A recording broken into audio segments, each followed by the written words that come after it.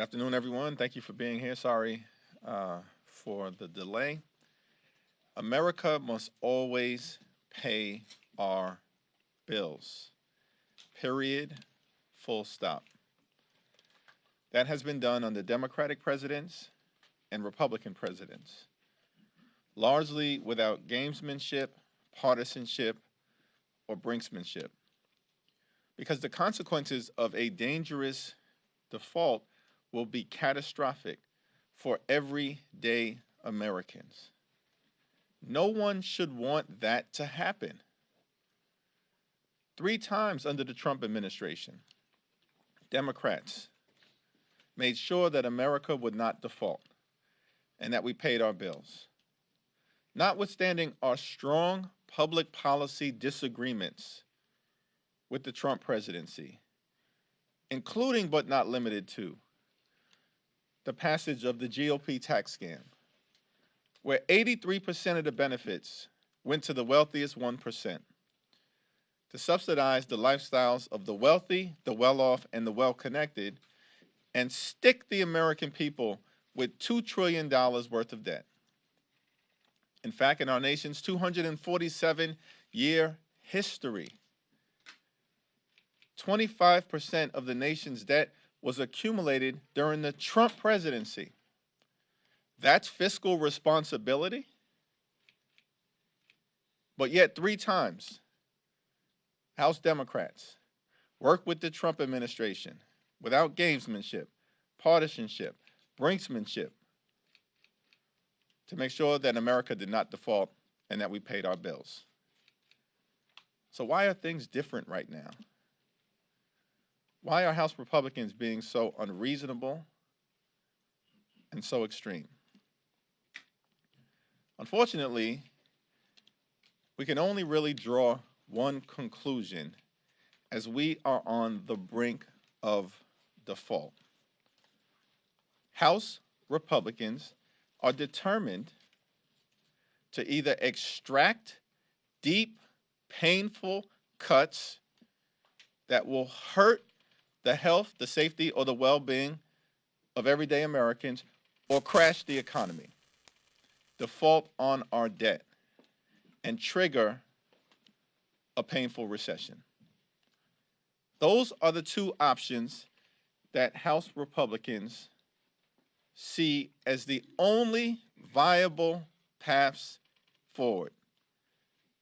Not our words, Donald Trump's words. The extreme wing of the House Republican Conference's words. Matt Gaetz's words. The American people should understand that House Republicans are determined to accomplish one of 2 objectives: deep, extreme, painful cuts that will hurt the health, the safety, and the economic well-being of the American people, hurt veterans, hurt disabled children, hurt teachers, hurt Social Security recipients, hurt people who desperately need nutrition assistance, or default on our debt. And many House Republicans have made their position clear.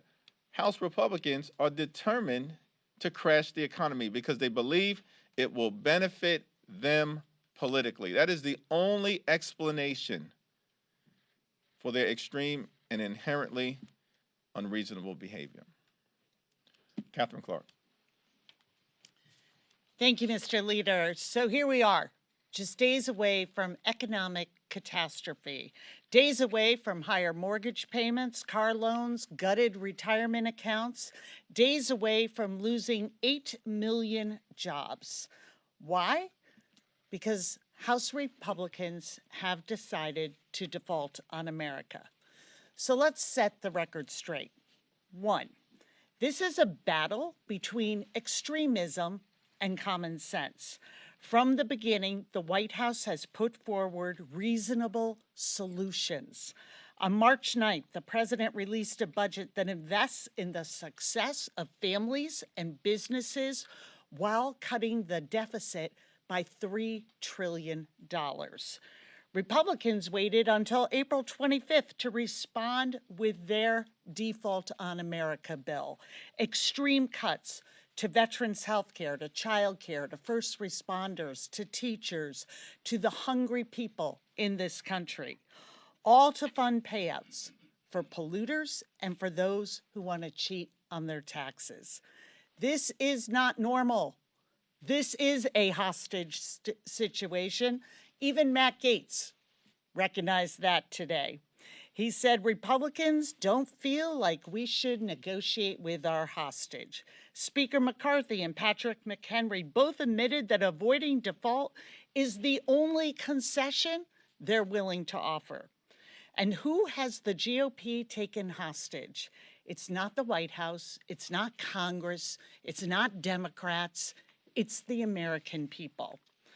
They want the American people to make an impossible choice: devastating cuts or devastating default, decimate food assistance or gut seniors' retirement savings, pull kids out of childcare or destroy their parents' livelihoods, cut $2 billion from veterans' health care or wipe out 8 million jobs. This is also not about debt, and it is not about spending. What's the evidence? As the leader just laid out, Republicans racked up $8 trillion in debt under Donald Trump, 1/4 of everything we owe in 4 short years. And at the same time, Republicans raised the debt ceiling 3 times, no strings attached. They don't care about spending. They care what ends up in the pockets of the wealthy and the well-connected. And when the president offered to freeze spending, they said no. Not unless you make it easier for the rich to dodge the IRS. When they had that chance this week to correct course and fund health care for our veterans, when they had a chance to help our heroes who were exposed to toxic chemicals like Agent Orange, to toxic burn pits, they canceled the vote. I do not know how they are going to go home and look at our veterans this Memorial Day. But I know this: the American people are watching, and they know House Republicans are responsible for this manufactured, very dangerous crisis. They are not going to forget. It takes a handful of members of the GOP to say enough. My message to them is this: be patriots. Put people over politics before it's too late. And with that, I yield to our chairman, Pete Aguilar. Thank you, Whip Clark, for keeping our caucus united. House Democrats are proud to stand with Leader Jeffries and Whip Clark as they defend our values and our policy priorities. As Leader Jeffries has said time and time again, we cannot let the American economy be held hostage. Yesterday, the extreme Republican, whom Kevin McCarthy owns his speakership to, conceded what Democrats have been saying for weeks when Matt Gaetz said the quiet part out loud, that the limit, save, grow, that his colleagues support limit, save, grow, and they don't feel like they can negotiate with their hostage. That's how they feel. Negotiate with their hostage. Let's be clear, we're not the hostage here. As the whip said, the American public are the hostages here. School teachers, firefighters, our seniors, our veterans, working families across this country who could lose their jobs if we default. That's who Matt Gaetz and Kevin McCarthy are holding hostage. And that's who House Democrats are holding the line for. Leader Jeffries. Thank you, Catherine. Thank you, Pete. Questions? Thank you very much, Leader Jeffries. A few questions. One, will the Democratic caucus accept a deal on the debt if the president and the speaker are able to reach an agreement? Will Democrats accept any change in work requirements for Medicaid and SNAP? And finally, is there anything you would be willing to concede? For example, would you be for recovering unspent COVID funds? Yeah, President Biden has already put reasonable proposals on the table. President Biden introduced the budget on March 9th. That budget will strengthen and protect Social Security, invest in an economy that works for everyday Americans, and cut the deficit by $3 trillion. In part, by making sure that the wealthy, the well-off, and the well-connected pay their fair share, we increase investments in the health, the safety, and the economic well-being of the American people. Increase investments, while at the same time ending wasteful subsidies for big pharma and big oil. That's President Biden's proposal. The Republicans want to dramatically cut spending in a way that will hurt veterans, hurt disabled children, hurt older Americans, hurt teachers, hurt the American people. So we're in a divided government situation. Democrats have the White House. Democrats have the Senate. Extreme MAGA Republicans barely in control of the House. So President Biden says, we want to increase investments in the American people. You want to dramatically cut spending. Let's find common ground and freeze spending at the 2023 level. That is an inherently reasonable compromise. They have rejected it. Republicans have rejected putting revenue on the table, rejected making sure the wealthy and the well-off pay their fair share, rejected revisiting the 2017 GOP tax scam, where 83% of the benefits went to the wealthy 1%. They have rejected looking at the child tax credit, which reduced poverty in half in the United States of America. So President Biden has been very reasonable in what he has put on the table. Freeze spending, reduce the deficit by $1.1 trillion on top of the $1.7 trillion deficit reduction that he's already accomplished.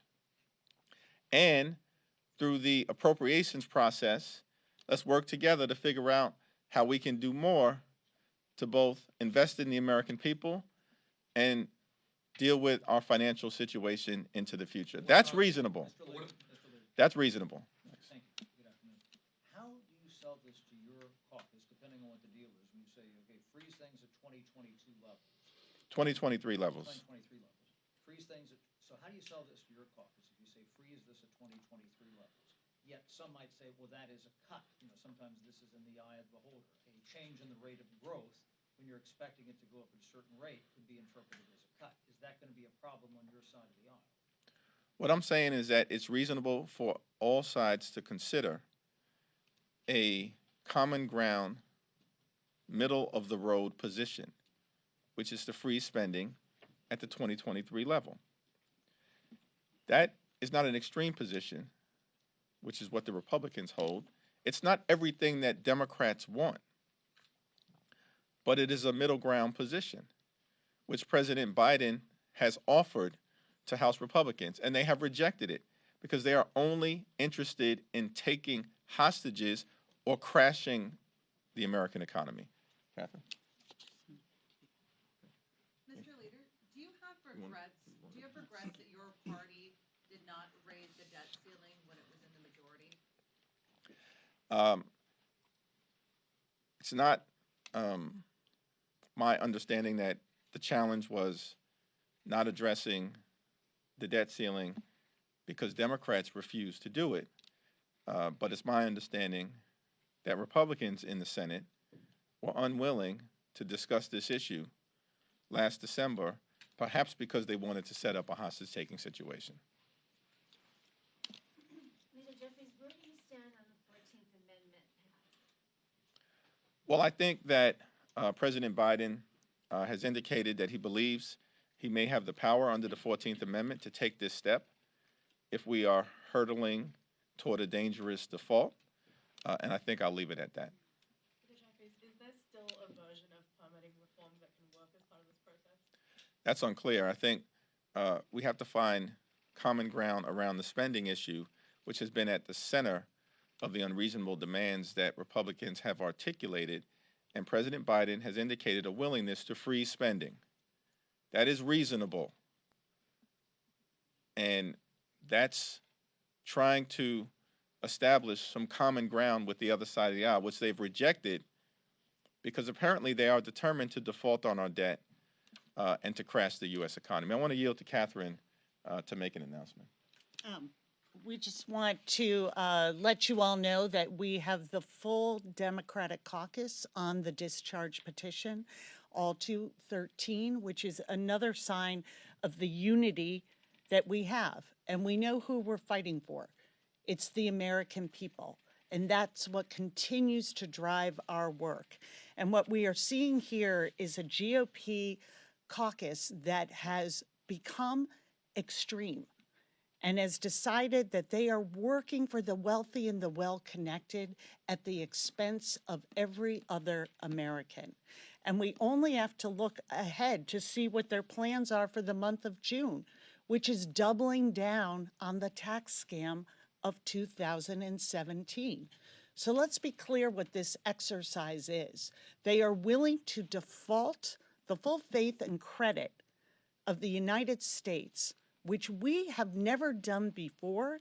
We know what a dangerous calamity this will be for American families, but we don't even know the type of global recession that this could set off.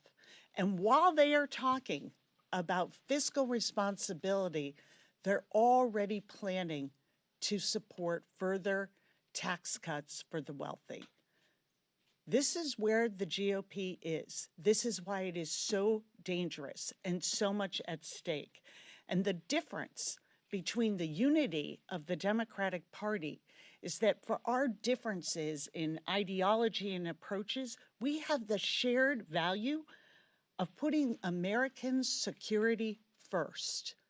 And too many on the other side either are advocating for default because they believe it's good politics to ruin our economy and make Americans foot the bill, and too many others are complicit in their silence. I want to thank Whip Clark for the unity of the Democratic caucus. Having 213 signatures means we're 5 signatures away. And so for our Republican colleagues who give interviews and go back home and talk about how they want to work together and talk about how they're not extreme like Marjorie Taylor Greene and how she doesn't speak for them, this is their opportunity. They can either go home and honor our veterans, or they can lend their signatures to the discharge petition, end this, work with us, and avoid catastrophe. It seems pretty simple. On the discharge petition, pretty much every Republican has said publicly that they oppose it, but have any of you heard from them, maybe privately, that they'd be willing to maybe be pressed to cross the aisle and join you? Well, the stakes are now crystal clear. House Democrats have provided a vehicle to end this reckless and dangerous default crisis and avoid the economy crashing. Moderate Republicans have said they want to avoid a dangerous default. Find common ground with Democrats and avoid a job-killing recession. It's now time for House Republicans to break with the extreme wing of their party and join House Democrats to put an end to the default crisis. The failure of 5 House Republicans to do so will simply reinforce the point that at the end of the day, what they really want is for America to default. House Republicans have the opportunity to prove that that is not the case. And let's see what happens on the floor this afternoon or tomorrow. Have you spoken with the White House negotiators today after their meeting that just wrapped up? And is there any progress that you can report, any new offers from either side?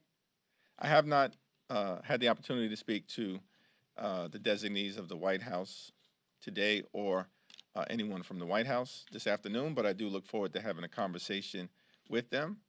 One of the things that I will continue to communicate to the White House is that it's not clear to me that the extreme MAGA Republicans in the House are having these discussions in good faith. It does appear increasingly likely that House Republicans want a dangerous default, they want to crash the economy, and they want to trigger a job-killing recession. It's my hope that 5 Republicans from New York or California or other moderate districts throughout the country can prove me wrong, prove us wrong, and they now have an opportunity to do so, just 5, by signing a discharge petition that can end this madness right now. Last question. We've heard from Speaker McCarthy a lot. I believe he's spoken to us a dozen times in the last, since Monday. I'm wondering if you think it would be helpful at all if we heard directly from President Biden more in these negotiations. Well, the president spoke earlier today, and I think that was appropriate that he spoke on the 1-year anniversary of the tragic mass shooting and the killing of precious young children in Uvalde. It's my expectation that if Republicans continue to play games with the American economy, threaten default, and drive us into a very dangerous situation, that we'll begin to hear from the Biden administration, if not the president himself. I have full confidence in the goodness of President Biden, who wants to find a resolution that protects everyday Americans and is engaging in good faith discussions to try to arrive at that conclusion. But the challenge that the American people face is that it's not clear the extreme MAGA Republicans are interested in finding common ground at the end of the day, because they have rejected every single reasonable proposal that the Biden administration has put on the table, which leads many of us to draw the conclusion that at the end of the day, what the House Republicans want is a dangerous default. They want to crash the economy. They want to trigger a job-killing recession because they believe that it will improve their electoral prospects for the insurrection in chief, who's going to be their nominee in November of 2024. Paul, last question. Do you follow off of that then? Do you think that this White House has been a bit naive in not understanding how this game is being played? They're operating under the don't negotiate in the press world of negotiations, and McCarthy can't stop talking to the press, and his McHenry and Graves can't stop talking to us. All they do is negotiate through the press. And do you feel like they've been naive in not understanding what you're saying you're going to tell them later today?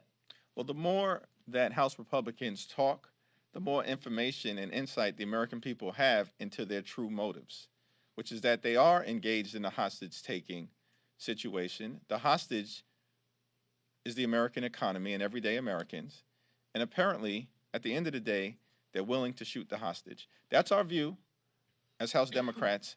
I think the president, who worked closely, side by side, in this institution with the extreme MAGA Republicans and understand what they're all about and who's driving this majority. And the White House and President Biden do have a different set of responsibilities, which is to try their hardest in good faith to find common ground. That's what the president has been trying to do. But what the last few days, I believe, have revealed is that even reasonable things that have been put on the table, like a spending freeze, have been rejected because the extreme MAGA Republicans, as Donald Trump indicated, are either trying to extract deep, painful cuts that are not sustainable and that there are not Democratic votes to support in the House of Representatives, or crash the U.S. economy. Thank you.